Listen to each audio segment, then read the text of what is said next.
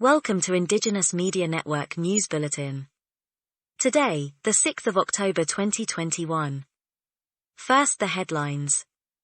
Ethiopian Parliament approved ministers. Negotiation underway between Salva Kirr and General Simon Gatwech duel amid Machar protests. A group of youth in Greater Pibor Administrative Area warns of attack of aid workers. Sudan forms body to end protests in the east. News in details. Ethiopia. The Ethiopian Parliament in a session today approved 22 ministers, including the long-servicing Deputy Minister, Machar Hassan. The nomination served by the country PM included 3 top opposition leaders, including Dr. Birhanu Nega. While Dr. Birhanu became a Minister of Education, a member of the Amhara National Movement, appointed as Innovation and Technology Minister. Another ministerial portfolio went to the Oromo Liberation Front. In 11 months of civil war, the PM appointed Dr. Abraham Belay as Minister of Defense. Dr. Abraham hailed from Tigray and was the former Tigray government caretaker, before he fled to Addis Ababa. In Ethiopian parliament style, although MPs commented on the Prime Minister nomination, their comments failed to affect final outcomes. The Ethiopian Prime Minister, however, retained the Minister of Finance and Deputy and Foreign Ministers. The appointment of opposition leaders is new in an empire that continues to exclude Nilotic peoples from Gambela and Benishangul Gumuz regions in the national decision-making circle. In the past, the Gambela and Benishangul Gumuz regions have been targets of the government land grabs policy that destroyed their livelihoods and unique cultural values and identities.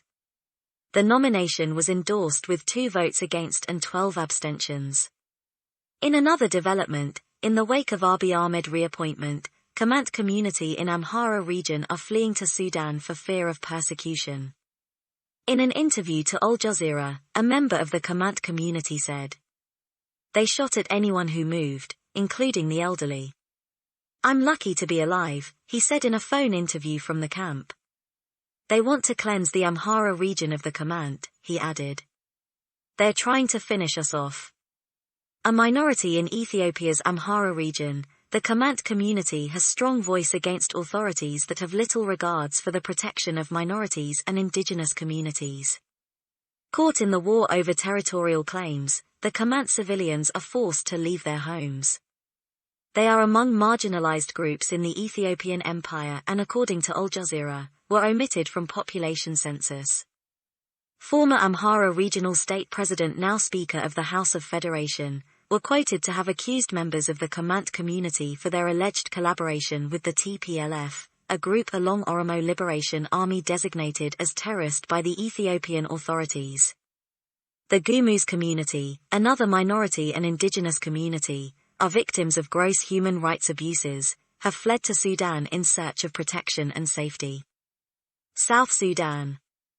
Despite the main opposition leader and now the first vice president of the country under the interim administration Machar's protest, the defected generals are in direct negotiation with the president of the republic.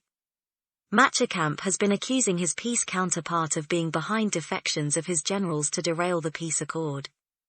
But his peace counterpart, Salva Kirr, has dismissed allegations. Instead, they claim to honor terms and implement peace settlement.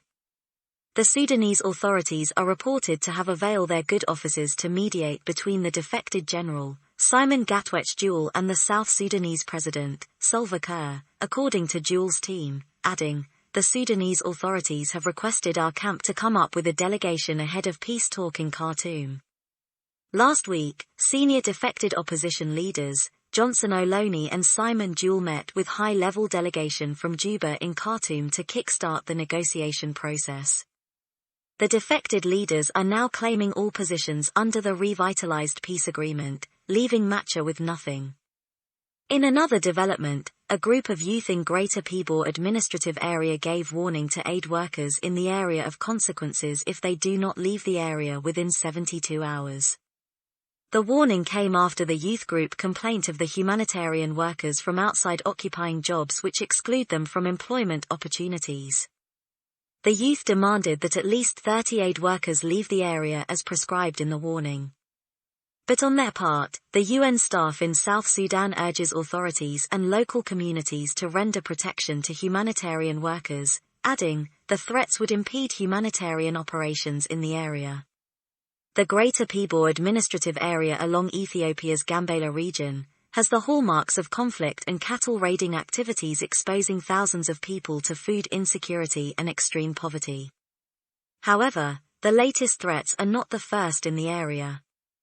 The restive administrative area has in the past sent out thousands of refugees into Gambela in search of humanitarian assistance and protection. Sudan. The Sudanese cabinet on Sunday agreed to form a committee headed by the Prime Minister to discuss with the military authorities practical solutions to the problems of eastern Sudan, Anadolu reported. The government said in a statement following a cabinet meeting that ministers discussed the closure of Port Sudan as well as the closure of roads linking the Red Sea state with the rest of the country. They acknowledged eastern Sudan's just cause and stressed the right to peaceful protest, but warned that the closure of Port Sudan and highways connecting the east with the rest of the country were harming the interests of all Sudanese. Yesterday, the Sudanese government warned that the country is running out of life-saving medicines, fuel and wheat because of the closure of its main port in the east of the country. In recent weeks, demonstrators from the Baja tribe have blocked roads around Port Sudan and forced Red Sea ports to close, in protest of the poor economic conditions. Middle East Monitor. Thanks for listening. You can subscribe to our YouTube channel for more news and updates. Join us again in our next news bulletin.